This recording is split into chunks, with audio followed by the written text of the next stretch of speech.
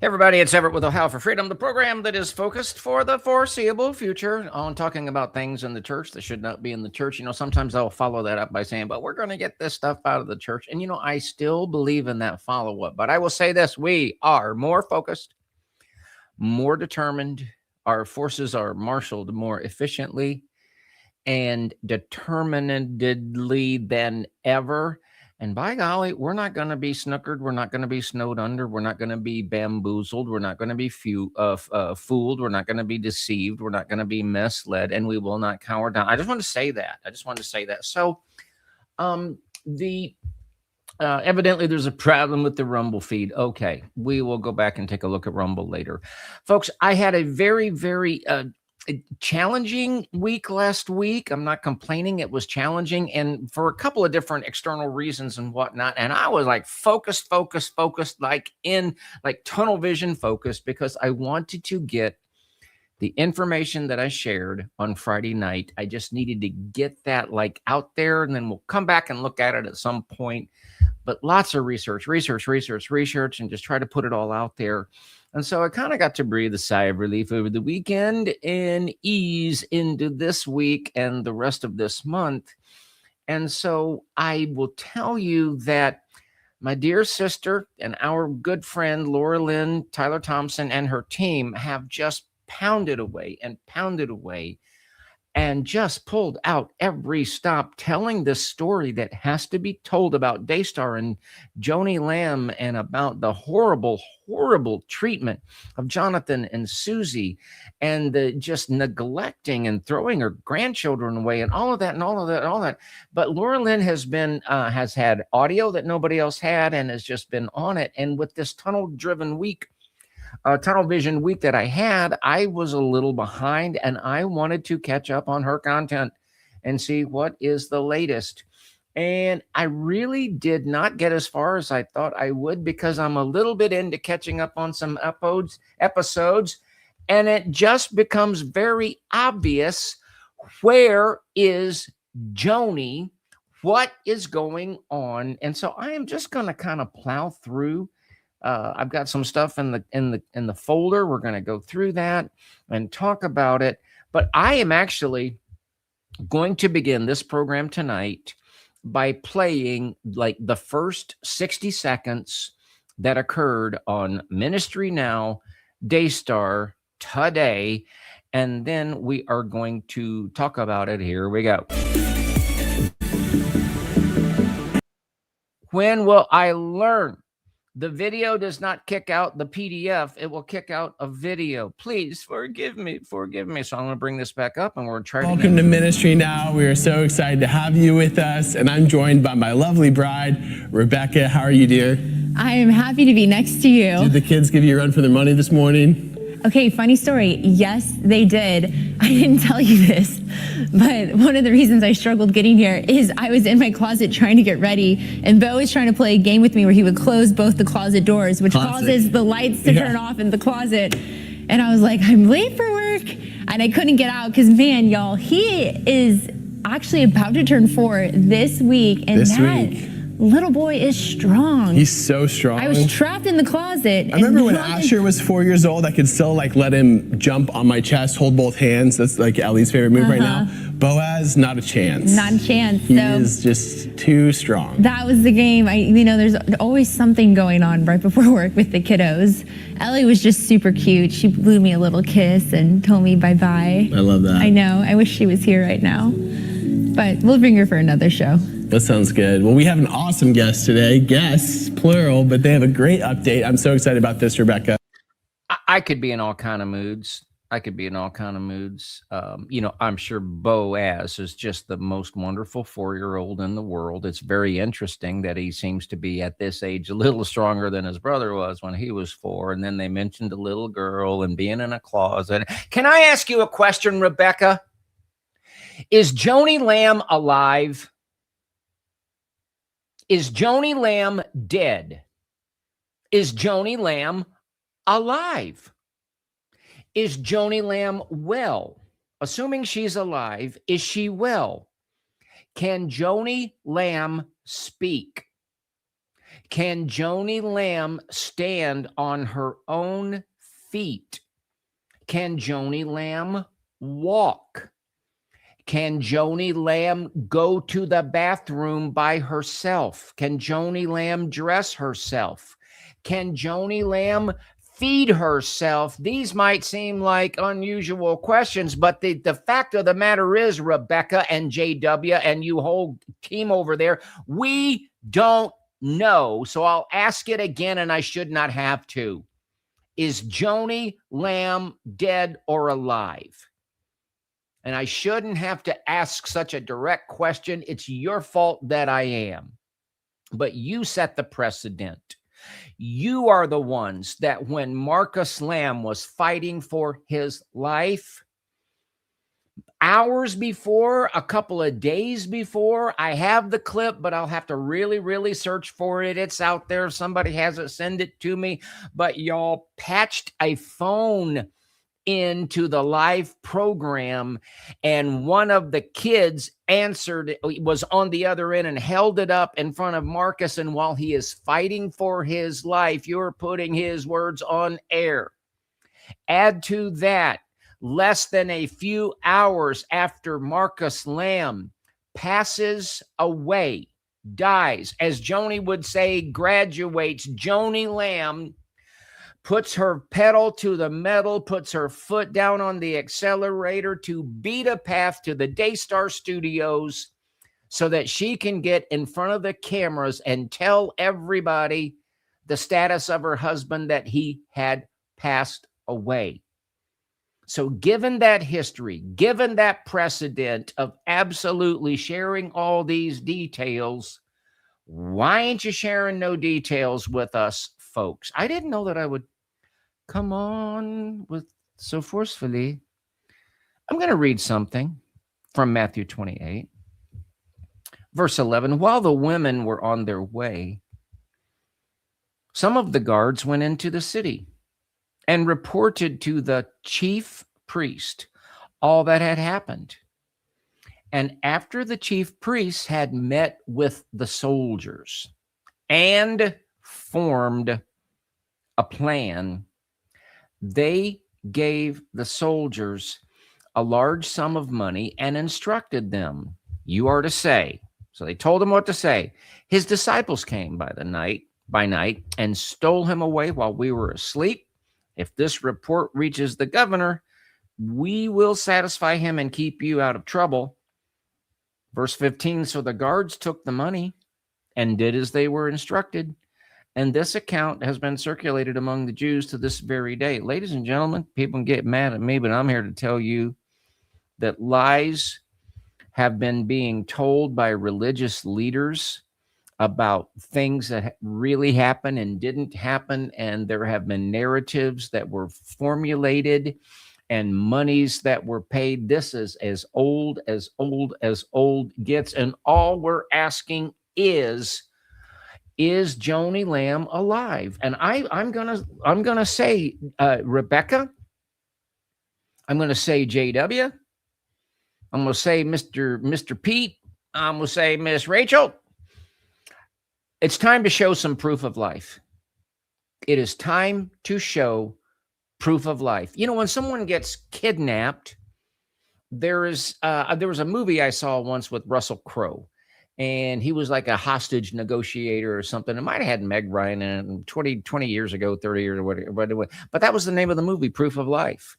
And it seemed to be a concept that was like, if you're negotiating with somebody, maybe that takes a long time. But like before you go to all the bother of, you know, getting the assurances and raising the money and doing the, somebody they say, I want to say a proof of life. And then in this movie, I forget the other actor's name, but the character, eventually they would like take a picture and he'd be holding up a newspaper that had a date on it to prove that he was still alive.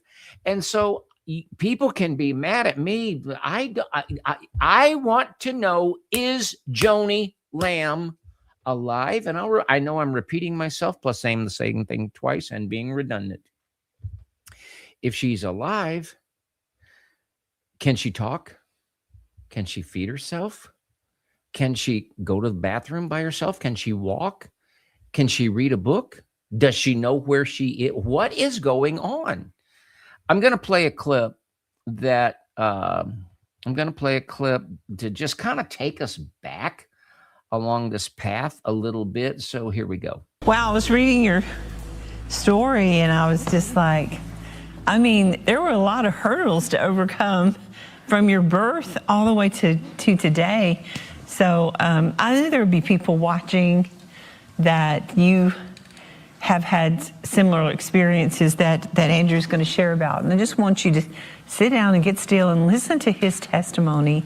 I always say testimonies are irresistible, but we will talk about your book, The Privilege of Prayer. But well, some of the people also have grandchildren and children who are in his past story. Right. And we want to give you hope today. And we'd love for you to call and just give us their first name, those that you want us to pray for. That's what, because this is back when everybody was first noticing. What was this, 3 months ago? But folks, what is it like? I think I put 5 weeks in the description.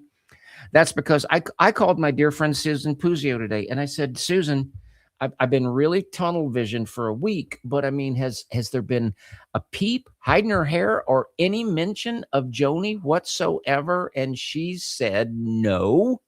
And she said, what has it been? 5 weeks? So I'm asking that as a question. If somebody knows for sure, what is the last date that Joni Lamb was on TV? And don't the American people deserve an answer? Don't they deserve an update? Wouldn't any other, this was like close to $1 billion in net worth at one time, and the voice of God is absent.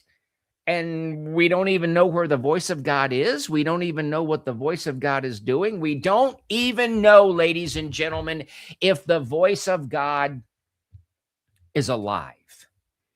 We really do not know. I'm going to go through what I've got in the clip, because there's something that this thing about a narrative. I didn't get too far with all of Laura Lynn's content as far as being able to, I wanted to kind of give some updates, but this clip really jumped out at me. I know we left that meeting with Jonathan committed to working on a statement to be on ministry now with you and Doug to give some explanation as to all that he's been doing that's caused him to be absent some. I want to add some context here, if I could. So I spoke with Jonathan and Susie. And my dear sister, Laura Lynn, adds excellent context. I'm kind of like skipping a rock over the top of this, because I just want to point out what Mr. Calendar there was talking about, was trying to, in this episode, and if you haven't gone through all of Laura Lynn's content, like for the last 10 days, you really need to go through everything. And I mean that sincerely. I'm in the process of chipping away at it, because I'm not in tunnel vision anymore. But that particular part of the conversation was about Tom Callender trying to press on Brother Jonathan so that they could come up with some kind of statement and get him on the air with Doug Wise and with his mom, Joanie. Why? Because they care about appearances. That's the point. What they care first and foremost about is appearances and crafting a narrative. What did the chief priest and his gang after the resurrection of Jesus care about? The narrative. What do religious corrupt leaders care about? They care about the narrative. I just played you evidence that what Joni was concerned about, Tom was concerned about, Tom Callender, is crafting a statement and trying to control the narrative. So my question for the powers that shouldn't be at Daystar is this: what narrative are you pushing? Because the narrative that you're pushing by your complete silence is like the narrative of the Bates Motel. I never saw the movie Weekend at Bernie's. My dear friend Vanessa Johnson said this looks like Weekend at Bernie's. Maybe some of y'all can figure what is going on. I'm going to play my next clip. Why is it okay for the are they the biggest or the second largest? I'm going to call them the largest Christian television, whatever. They're every couple of, ball cap will come in and we just signed up another 2 billion homes or something. I think they've managed to reach like 20 billion homes on a planet that has 8 billion. Anyway, let me just play this. I'm going to say play this. But as far as me and Susie, obviously my heart, I said my heart is that we can come together in reconciliation. And that is the most important thing. That's what we need to be working on above all else, not some statement that's not the truth. First of all, I'm not going to lie. The truth is, we're not taking a break. My mother kicked us off live television. I love this kid. Young man. So I hope that can get us to the table where we can talk and reconcile things. I thought we were at the table. Now, what this position? I'm just looking at Liam O. Jr. You know what, y'all? Let's just kick old Liam out of there.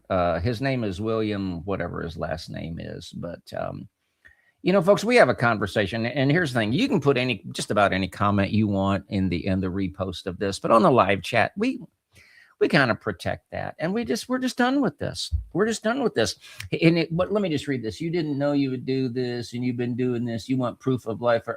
Okay, whatever, folks. We deserve an answer. And the clip that I just played you, Jonathan has to literally tell them, "I am not going to lie." He's saying, I am not going to lie and say that this is the reason that we were gone or that is the reason that we were gone. Jonathan is saying, I will tell the truth and only the truth.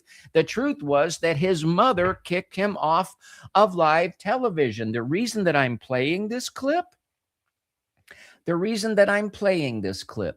is to illustrate that Daystar very much cares about narrative. They very much care about image. That is first and foremost. It's what people think. They want people to think what they want them to think. And so it is absolutely justified, little between the two lamps, William, that's ashamed to use his first name for some reason. It's completely reasonable to say, what is your narrative? Is she alive? Is she not alive? Is she well? Is she not well? Can she walk? And I've already stated it. Where are we at in this? I let that play. I'm going to play another clip. And if anybody knows, what is the condition of Joni Lamb? Let's stay with this here. What is your suggestion that the position of Daystar, what statement do we make without you being involved in it? I will only speak the truth, sir. If you have to make a statement that damages me or misrepresents me, like my mom has tried to do to other people, and they're so worried about a statement. Can I ask a question? Has Daystar put out even a statement? Since, 5 weeks ago that Doug Weiss tells us, oh, yeah, she there's a crack in the T1 and the two different vertebrae. Okay, if I don't remember exactly, and I don't want to mess that up. So, and he's had to read it off of a teleprompter. He's talking about his wife, correct? And you got to read it off of a teleprompter. And I think when we went through, it was like less than 60 seconds that they spend, and then he's cutting away to, was it Rachel or whatever? Folks, can we just be honest? This is more than bizarre. This is absolutely more than bizarre. This is morbidly bizarre. This is looking like it's not looking good, folks. It is not looking good at all. And so I'm just going to challenge the Daystar organization. I'm gonna, let me do this. There we go.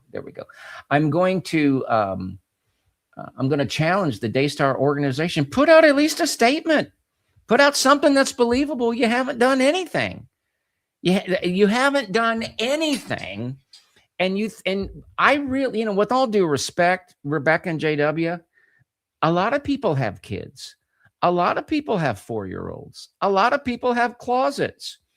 I'm sure your closet's extremely interesting. I'm sure that your 4-year-old is 10 times more interesting than anybody else's 4-year-old.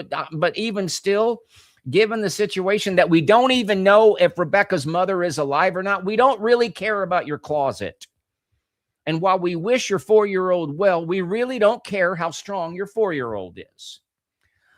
There was, as I was looking into this, I'm going to click a link, and somebody sent me a clip from this channel, and viewer discretion is advised, but it's called Apocalyptone, and it's got to be a pretty new channel because there's nothing on it that's like more than 2 months old.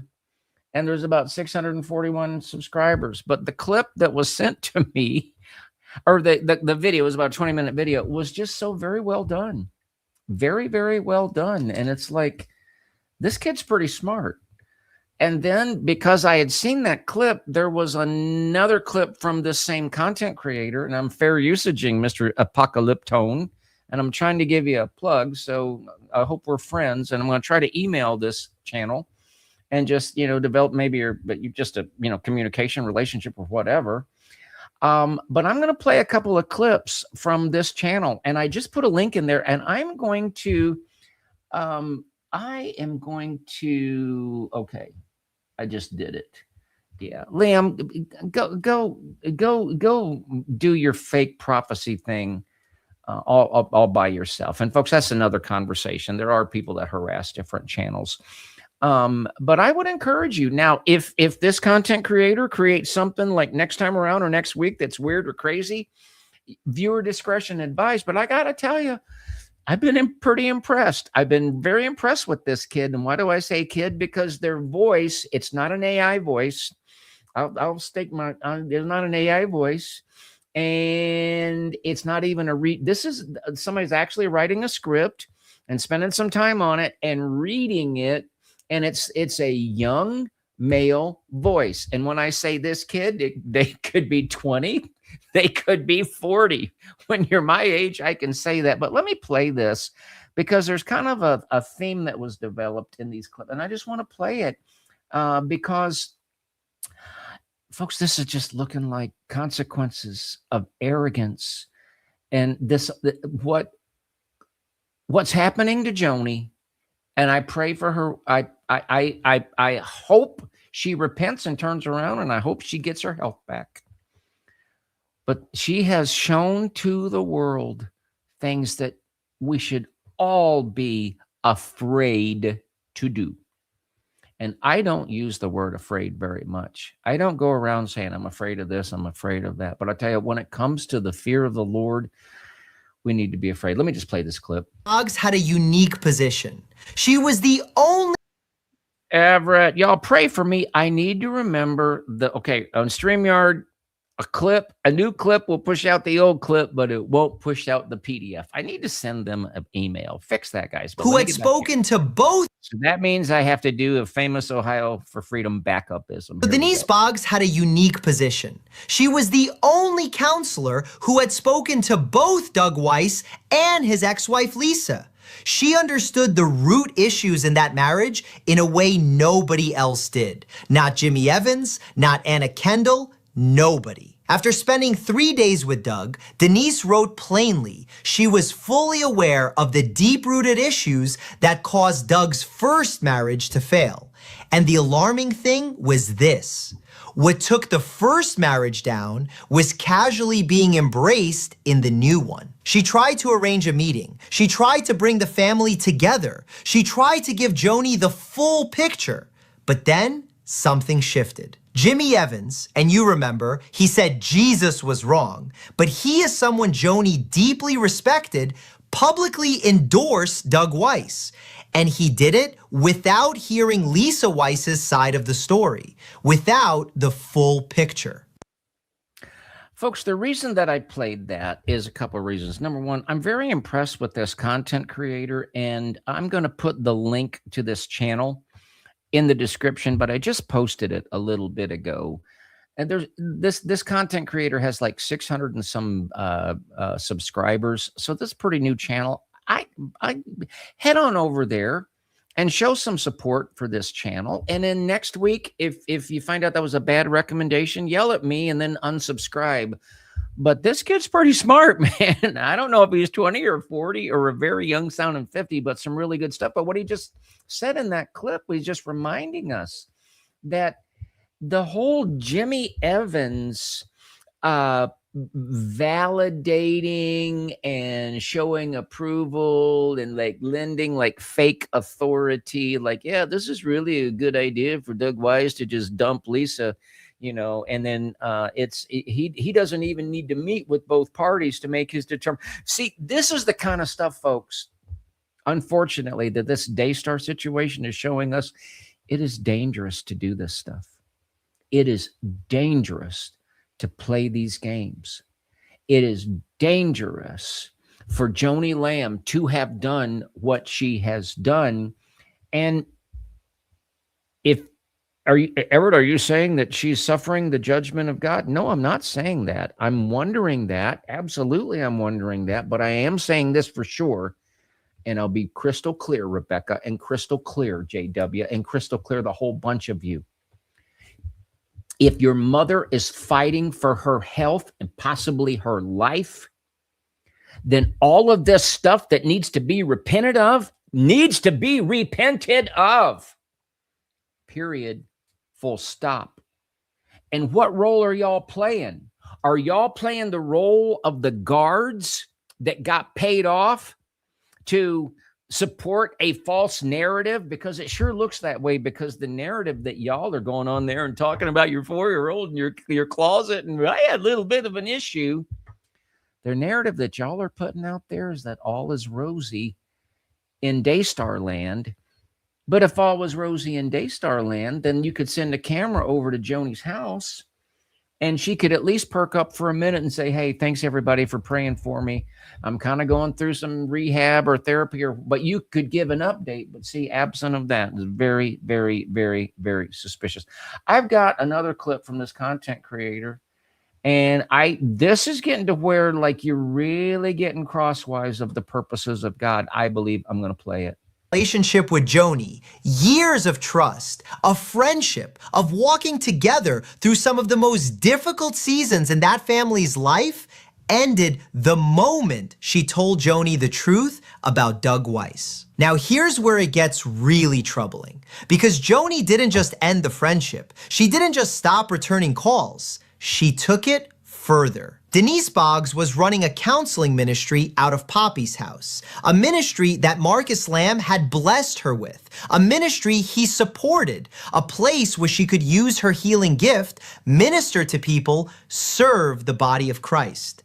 And Joni sold it. Now, this, again, this content creator made a very, very, very, very good point and details it. I'm telling you, you really want to check out some of the content there. But Denise Boggs helped this family through so much stuff, and she was the one that Marcus called one of his daughters, I think it was Rachel, call so that he could dictate to her what he wanted to happen if something happened to him.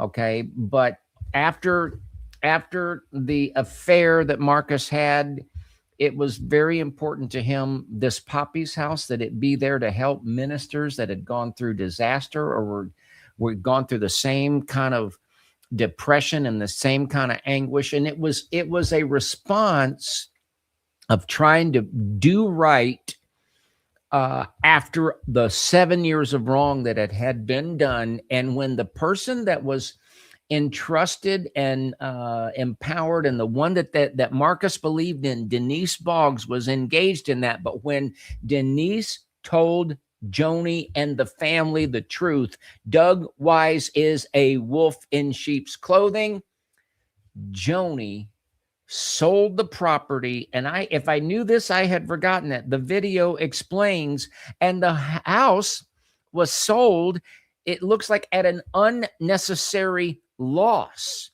like it's just Joni just in her fit. She had just got back from one of her 9 trips or something on the private jet or something, but she wanted to throw her weight around and just get rid of it and pull the house and the ministry out from underneath Denise Boggs. Wicked, wicked, wicked. And then in this same piece of video that I'm plugging, this is just a reminder, folks. I'll say this, and I think I can play this clip and then bid us all a good night. Folks, you can't smile your way out of sin. And you can't smile and read a teleprompt your way out of wickedness and stubbornness and rebellion. And you can't continually go down this road and there not be consequences. And I'm going to play you something that, again, this content creator reminded me of. We've all seen it, but now, in light of what we're viewing right now, I'm going to play this, and it is one of the most wicked things that Joni Lamb ever did on camera, and I'm going to play it for you. And I don't even have enough. Wait a minute. Let's do that. Hey, somebody's praying for me. Okay, because I've got that PDF already kicked out. So this will actually should play the moment that I push the play. Here we go. She led her audience in a prayer, a so-called prophetic prayer, and I want you to hear it carefully. This is going to be a trip down memory lane. And folks, ladies and gentlemen, this is a sad, sad, sad trip indeed. But God, please remove the keys from the enemy's supply routes. God, please remove the keys from the enemy's supply route. So the next time they try to pass into the territory So the next time they try to pass into the territory that you have given me, they will be denied entry. will be denied entry. Turn your attention to the folks, I just got to say, this prayer is so unscriptural and it is so wicked that even Catherine Crick won't chime in. She'll move her lips a little bit. Even the false apostle Catherine Crick knows there's something that ain't right about this, but let it play. these trespassers. Turn your attention to these trespassers. So they will be caused anguish and be removed. So they will be caused anguish and be removed. Breathe your breath, God. Breathe your breath, God. Into the wind. Into the wind. And blow it into the enemy's camp. And blow it into the enemy's camp. Causing pain. Causing pain. Confusion. Confusion. And anguish. And anguish. Blind them. Blind them. Every time they look upon my territory. Every time they look upon my territory. My dominion. My dominion. Or anything connected to it. Or anything connected to it. Block the doors they have used. Block the doors they have used. And replace them with blocks of angels. And replace them with blocks of angels. Guarding the pathways. Guarding the pathways. Covering the doorways. Covering the doorways. To my home. To my home. And my dominion. And my dominion. With the blood of Jesus. With the blood of Jesus. To declare. To declare. No entrance. No entrance. I ask you to tread down my enemies. I ask you to tread down my enemies. As you did for King David. As you did for King David. Please extract. Please extract. 7 times. 7 times. Whatever they have stolen from my territory. Whatever they have stolen from my territory. Write down the names. Write down the names. Of the evil spirits. Of the evil spirits. Who have meddled.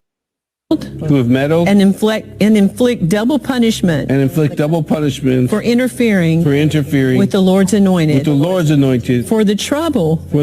That these defeated trespassers. Have caused me. Please double. My territory. As you promised. In Isaiah 6:7. In the context. There's so much that I could say about that I'm now, folks, that is one of the most wicked things that Joni's ever done. And we don't have time to list all of the wicked things. And again, is she suffering God's judgment? I'm not going to say yes. I'm not going to say, but I'm certainly not going to say, oh no, absolutely not. That's the thing. My goodness. Where is the fear of the Lord? And I gotta say, Rebecca, JW, where is the fear of the Lord? When you come on and just smile and laugh and giggle about the closet and your 4-year-olds, and you don't even tell the truth about what's going on with the voice of God, you are doing the role of those soldiers that were paid off. Tell the truth. If it's good, tell the truth. If it's not so good, tell the truth. I could go clip after clip after clip as evidence from Laura Lynn's content. But Jonathan was saying, I am going to tell the truth.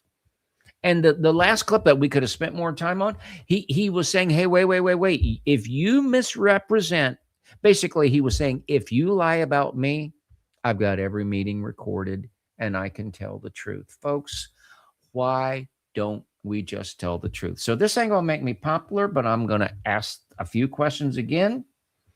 And I shouldn't have to be the one that is Joni Lamb alive? Is Joni Lamb dead?